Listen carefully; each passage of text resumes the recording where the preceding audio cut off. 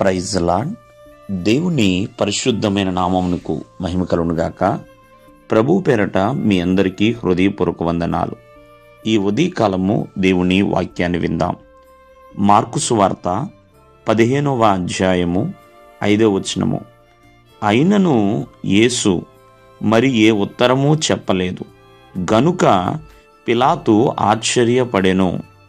ప్రియమైన వాళ్ళరా, రోమా ప్రభుత్వానికి గవర్నర్ అయిన పొంతి పిలాతు ఆశ్చర్యము, మరి ఎంతో ఆశ్చర్యానికి తను కలిగి ఉన్నాడు. ప్రియమైన వాళ్ళ, ఎవరిని బట్టి ఇతనికి ఆశ్చర్యం కలిగింది అని మనం ఆలోచన చేస్తే నజరేయుడని యేసుక్రీస్తు వారిని బట్టి. ఎందుకంటే ఆయనను చూచాడు. మరి యేసుక్రీస్తు వారు మరి ఆ యొక్క సైనికుల చేత బంధించబడి మరి ఆయన దగ్గరకు తీసుకొచ్చినప్పుడు మరి పిలాతు అడుగుతున్నాడు, నువ్వు యూదుల రాజువేను, నీవేనా అని. ఆయన నీవన్నట్టే అని సమాధానం చెప్తారు యేసుక్రీస్తు వారు. అంతేకాకుండా ప్రధాన యాజకులు అనేకమైన ఎన్నో నేరాలు కూడా మోపుతూ ఉంటారు.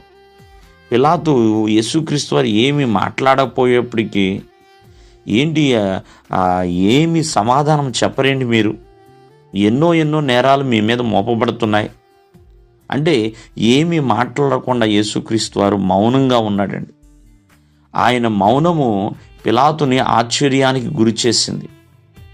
చూడండి, ఎవరైనా నేను ఏ తప్పిదము చేయలేదు అని చెప్తూ ఉంటారు. అసలు యేసుక్రీస్తు వారు ఏ తప్పు చేయకపోయినా, ఆయన నిర్దోషిగా ఉన్నా మరి ఒక దినమున ఆయన మౌనంగా ఉన్నాడండి. ఎందుకని యేసుక్రీస్తు వారు మౌనంగా ఉన్నారు? యేసుక్రీస్తు వారి యొక్క మౌనం యొక్క ఆంతర్యం ఏంటి అంటే, ఎంతోమంది ప్రజలు రక్షణార్థమే. యేసుక్రీస్తు వారు ఎందుకు మౌనంగా ఉన్నాడు, ఎందుకు జవాబు ఇవ్వలేదు? దానికి కారణం ఏంటంటే, ఎంతోమంది రక్షణార్థము, ఎంతోమంది విడుదల నిమిత్తము ఆయన మౌనంగా ఉన్నాడు. సమస్త మానవాళికి ఆయన రక్షకుడుగా ఉన్నాడండి. కాబట్టి ఆయన సిలువ వేయబడాలి, సిలువ మీద ఆయన తన ప్రాణాన్ని పెట్టాలి, సమాధి చేయబడాలి, 3వ దినమున లేపబడాలి. అన్నీ లేఖనాలండి.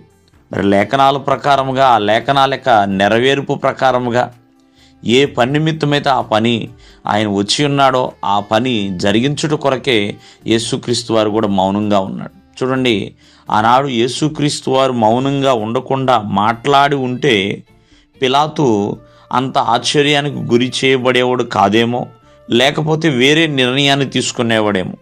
ఏది ఏమైనా యేసుక్రీస్తు మౌనంగా ఎందుకున్నాడు అంటే అది మన కొరకే, ప్రజల యొక్క మేలు కొరకేనండి.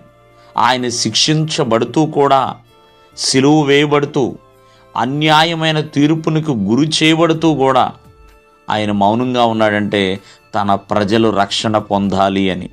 దేవుడు మిమ్మల్ని ఆశీర్వదించును గాక. ఆమేన్.